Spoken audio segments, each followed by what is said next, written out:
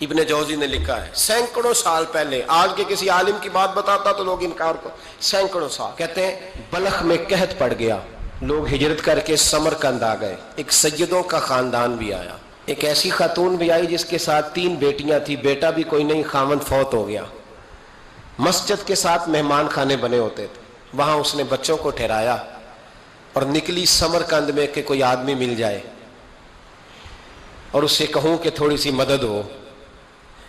وہ چلتے چلتی ایک سیٹھ کے پاس، رئیس کے پاس پہنچی۔ جن لوگوں کے پاس دولت آتی ہے نا، وہ کئی دفعہ سخت جملے کہنے لگتے ہیں جو اللہ کو پسند نہیں آتے۔ وہ سیٹھ کے پاس گئی تو جا کے کہنے لگی میں غریب ہوں، پریشان ہوں، بلخ میں قحط ہے، سارا زمانہ جانتا ہے، تو میں اس لیے سمرقند آئی ہوں، بیٹیوں کا ساتھ ہے، نہ رہنے کو جگہ ہے، نہ کھانے کو روٹی ہے، نہ پہننے کو کپڑا ہے، مہربانی کر تھوڑی مدد کر۔ کہنے لگا ہو کون؟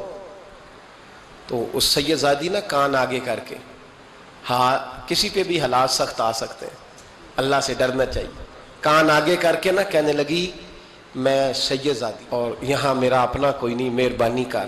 تو وہ سیٹھ صاحب، چودھری صاحب کہنے لگے مجھے کیسے پتا چلے گا تو سید ہے؟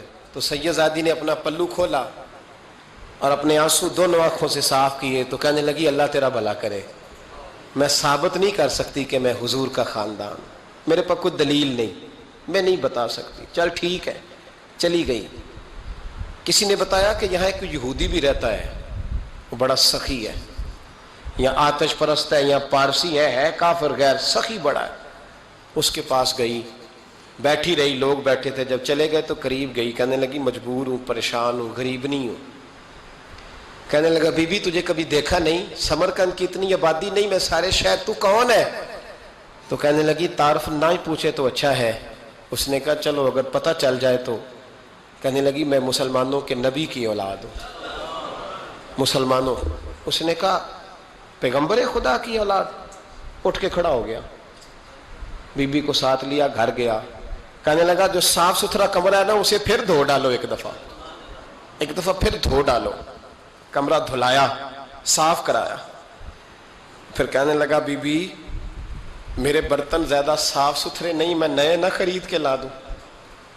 پھر نئے برتن لایا، پھر اپنے بچوں سے کہنے لگا اونچا نہ بھولنا کہ سیدہ فاطمہ کی شہزادیاں آئی ہیں، یہاں کوئی شخص اونچی بات نہ کرے۔ پھر کہنے لگا بی بی جو میرا بالکل طیب اور حلال رزق ہے نا، یہ اس میں سے لنگر ہے، لیکن چونکہ میں غیر مسلم ہوں، مجھے سلیقے نہیں آتے، جیسا تیسا بھی ہو نا اسے قبول کر لینا۔ خاتون کو کہنے لگا یہ گھر ہے، جب تک جی چاہے یہاں رہنا، پر دیکھنا ہو سکے تو رات اپنے نبی سے سفارش کرنا، میرا بھی کوئی مسئلہ، میری بھی کوئی قبولیت کہیں ہو جائے۔ وہ مسلمان کہلانے والا رات کو سویا، کہتے جنت سجی ہوئی ہے، لوگ جنت میں جا رہے ہیں، لائنیں لگی ہوئی ہیں، نبی پاک لوگوں کو جنت میں بھیج رہے ہیں، میں بھی دوڑ کے لائن میں لگ گیا، فرشتے نے میرا بازو پکڑا، کہا پیچھے ہٹ، تو میں دوڑ کے حضور کی بارگاہ میں گیا، میں حضور سارے جنت میں جا رہے ہیں، یہ مجھے نہیں جانے دیتا۔ تو نبی پاک نے فرمایا تو کون ہے؟ کہ یا رسول اللہ میں مسلمان ہوں۔ کہتے حضور مجھ سے فرمانے لگے کوئی دلیل ہے تیرے پاس؟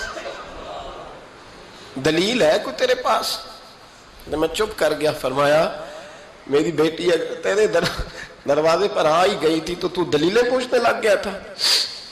ہم جا دوڑ جا۔ سویرے آنکھ کھلی تو گلیوں میں ڈھونڈتا پھرتا ہے، تلاش کرتا پھرتا ہے، کونے کونے میں جاتا ہے وہ سادات کا گھرانہ کہاں گیا، ڈھونڈتے ڈھونڈتے اس غیر مسلم کے دروازے پہ جا کے پہچان لیا۔ تو کہنے لگا خدا کا واسطہ جو تو نے نوکری کی ہے نا ان کی مجھ سے 11 گنا لے لے، یہ سادات کا گھر مجھے دے دے۔ تو کہنے لگا کل تو آتا تو شاید بات اور ہوتی، آج بات اور ہے۔ اس نے کہا مہربانی کر، کہا نہیں کل تو آتا تو معاملہ اور تھا، آج معاملہ آج اور ہے، رنگ بدل گیا ہے، حالات تبدیل ہو گئے ہیں، اب تو دیکھ تاک کے آیا، جا دوڑ جا۔ کہنے لگا نہیں مہربانی کر، دے دے، تو غیر مسلم میں تیرا کیا تعلق؟ کہنے لگا چپ کر، غیر مسلم میں کل تک تھا، کل سے سیدوں سے پیار کیا ہے تو میرے حالات سنور گئے ہیں، وہ جو نظارے تو نے رات خواب میں دیکھے ہیں میں نے جاگتی آنکھوں سے دیکھے ہیں، میں نے جاگتی آنکھوں سے۔ اور تو نے کسی مفتی پیر عالم کے ہاتھ پہ کلمہ پڑھا ہے، میں نے رات محمد عربی کے ہاتھ پہ کلمہ پڑھا، رسول اللہ کے ہاتھ پہ کلمہ پڑھا۔